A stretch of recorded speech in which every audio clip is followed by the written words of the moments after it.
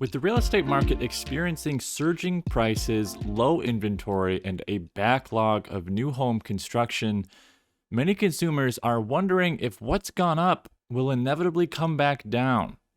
In other words, are we headed for another housing market crash? In this episode, I'm going to be going over a few reasons as to why we may or may not be, to maybe give you guys some knowledge tidbits, because, as real estate agents, if I had to guess, people probably ask you from time to time, like, hey, are we a little bit too high here? Are we in a bubble? Blah, blah, blah. You get the picture.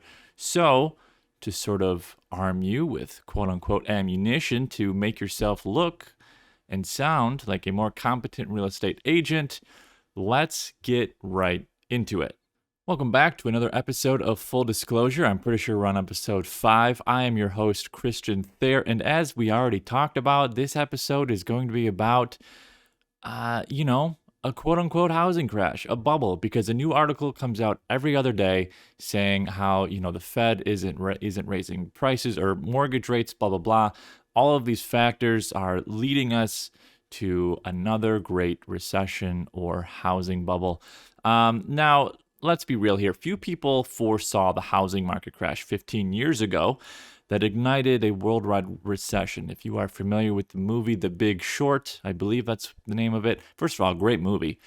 Second of all, it basically breaks down how like a handful of people, I think Michael Burry was the one that basically saw how all of the banks and mortgages were being held together and held up by subprime mortgage loans. Don't quote me on that. It sounds right in my head, but that's like the gist of it. Anyways, that whole thing 15 years ago, which is hard to believe that 2008 was. No, that was like 14 years. Ugh, that's still too long. So again, that whole thing back in 2008, fueled by low interest rates, loose mortgage lending standards, and the nation's unshakable faith in homeownership, home values rose at a record rate year after year, which is, at least the home values rising is what we are currently seeing at the moment. When the housing bubble burst, some 9 million families lost their homes to foreclosure or short sale between 2006 and 2014.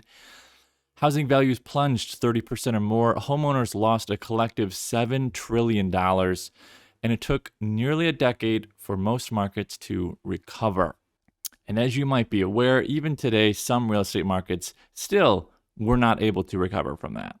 And with many people asking, with the robust market activity we've seen lately, are we in for a repeat housing market crash? The short answer is not likely, at least not like 2008.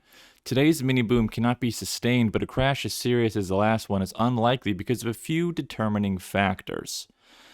Let's get right into what those factors are. Factor number 1, currently we have higher lending standards.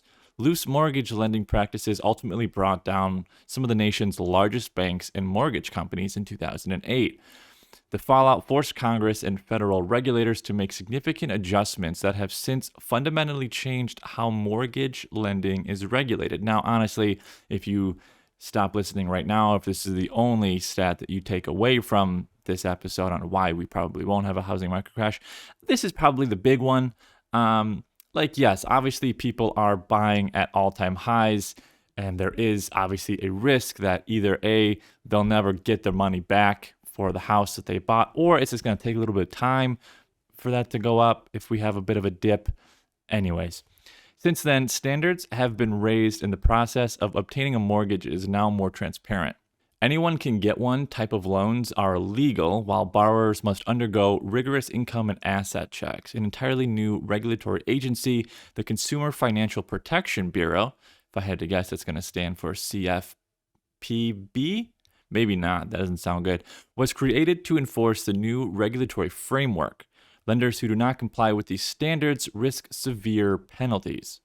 As a result, the housing finance marketplace is now more robust and safe as compared to 15 years ago. Any dip in the housing market will be cushioned by these stricter regulations. So that's factor number one. Factor number two is the pandemic mortgage forbearance. When the housing market crashed in 2007, the influx of foreclosures pumped housing supply into areas with falling prices and weak labor markets, while also preventing recently foreclosed borrowers from re-entering the market as buyers. According to the Federal Reserve, foreclosures during a time of high unemployment could depress prices, plunging homeowners across the country deeper into negative equity. However, in the pandemic era, the effects of mass unemployment bear little resemblance to the Great Recession, which, first of all, I don't love that we're calling 2008 the Great Recession. But I guess that's just a hill I'm going to have to die on. Thanks in a large part to the forbearance programs that have allowed homeowners to postpone their monthly mortgage payments without suffering penalties. As of early March 2021, 2.6 million homeowners' mortgages were in such forbearance plans. As the pandemic economy has slowly recovered, many homeowners have since resumed their employment and thus their home payments.